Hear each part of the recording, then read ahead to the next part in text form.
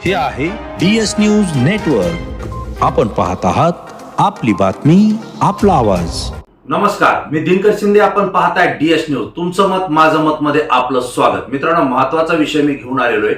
यापूर्वीच आपण सांगितलं होतं की पंकजाताई मुंडे मोठा डाव खेळण्याच्या तयारीत आहेत आणि यानंतर आपण दुसरा व्हिडिओ बनवला होता की पंकजाताईंचा वैद्यनाथ कारखाना जो की अडचणीत आहे त्यासाठी त्यांचे कार्यकर्ते, त्यांचे चाहते त्यांना आर्थिक मदत करायला सुरुवात केलेली आणि ते त्या तयारीला लागलेले आहेत. या संदर्भात भारतीय जनता पार्टीच्या राष्ट्रीय सरचिटणीस असलेल्या पंकजाताई मुंडे या नेमकी काय भूमिका घेतात, काय विचार मांडतात याकडे आपलं लक्ष राहील. आणि मित्रांनो, पंकजाताई मुंडे यांचा नवीन व्हिडिओ बाहेर आला आणि त्यांनी सोशल मीडियाच्या माध्यमातून आपल्या कार्यकर्त्यांशी संवाद साधला.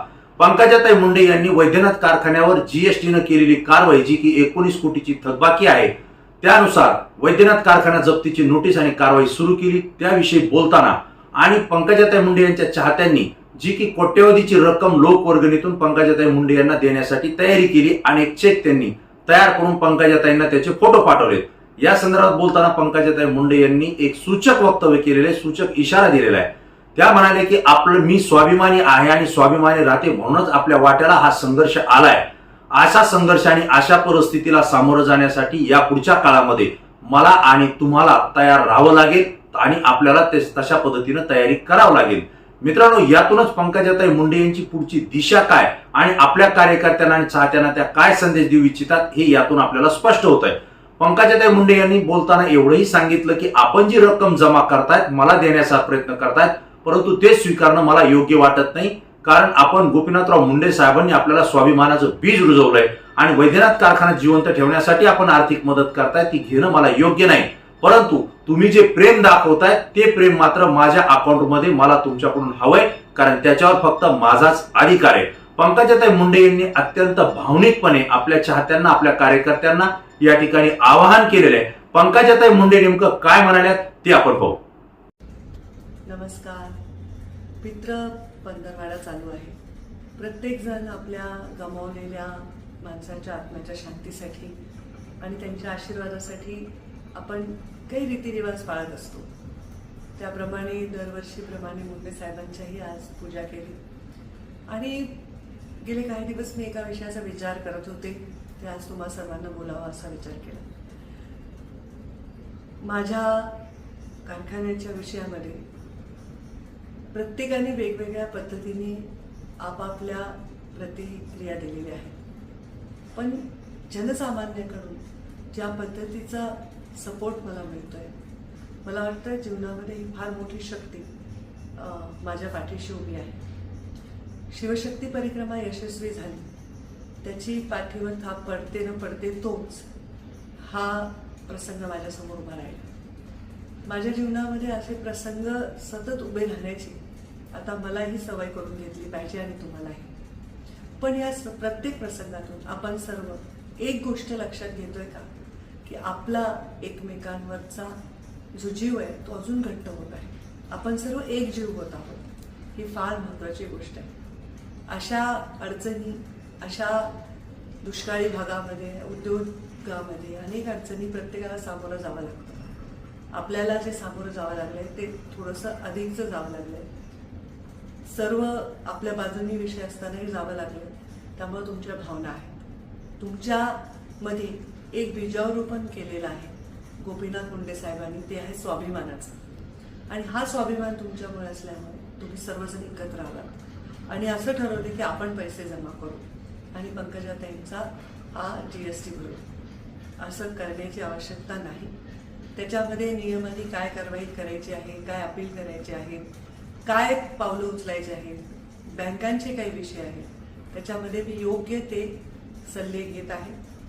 त्याच्यामध्ये वकिलांचे सल्ले घेत आहे, CNचे सल्ले घेत आहे आणि योग्य ती पावलं मी उचलत आहे.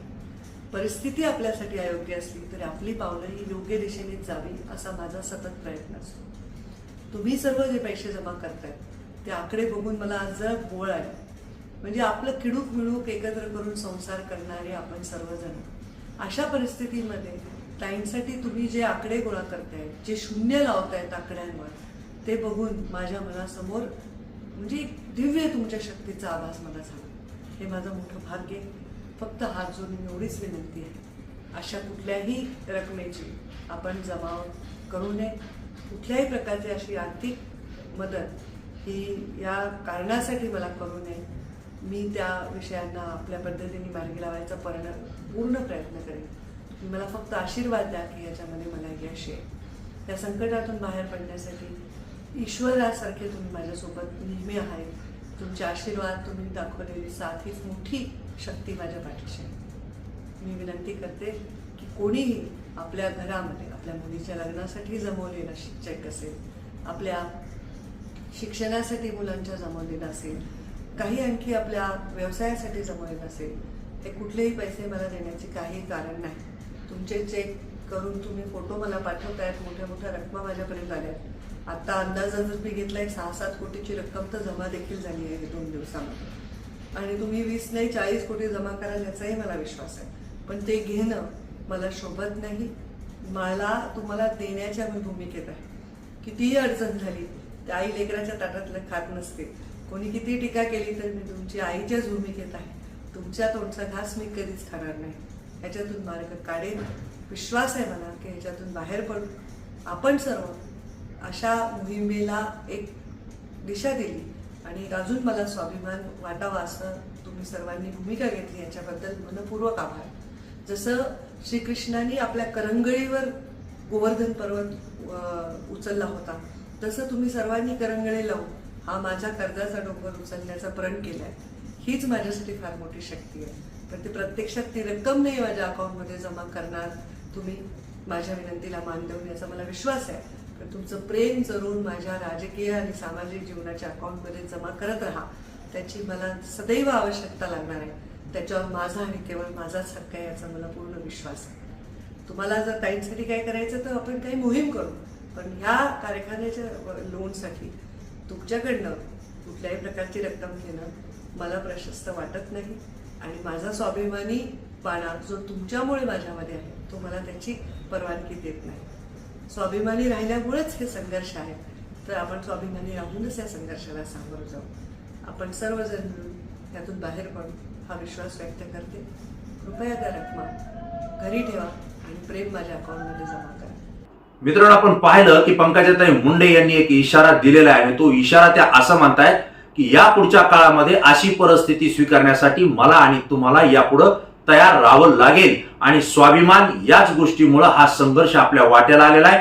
हा संघर्ष मला नेहमीचे, अशा अडचणीला मी नेहमी सामोरं जाते आणि या पुढच्या काळातही तुमच्या ताकदीवर मी सामोरं जाईल आणि यातून आपण निश्चितपणे मार्ग काढू, असंही त्यांनी भावनिक आवाहन आपल्या कार्यकर्त्यांना आणि चाहत्या वर्गांना केलेलं आहे. मित्रांनो, ही घटना, हा व्हिडिओ आणि पंकजाताईंनी आपल्या कार्यकर्त्यांशी साधलेला संवाद हा आपल्याला शेअर करणं मला महत्वाचं वाटलं, योग्य वाटलं, मी केला. मित्रांनो, याबद्दल आपल्याला काय वाटतंय की पंकजाताई मुंडे या खरोखरच अडचणीत आहेत हे तर आपल्याला माहिती आहे. परंतु जे सूचक वक्तव्य त्यांनी केलेले, जे सूचक इशारा त्यांनी भारतीय जनता पार्टीला सुद्धा यातून दिलेला आहे, तो आपल्याला कसा वाटला आणि पंकजाताईंची भूमिका नेमकी काय राहील हे आपल्याला काय वाटतं आपण लाईक आणि कॉमेंट्स करून जरूर कळवा. मित्रांनो, तुमच्या कॉमेंट्स पूर्ण महाराष्ट्र पाहतोय आणि आमच्यासाठी सुद्धा तुमच्या प्रतिक्रिया अत्यंत महत्वाच्या आहेत. नवीन विषय, नवीन मुद्दा घेऊन पुन्हा आपल्या समोर येईल. तोपर्यंत धन्यवाद.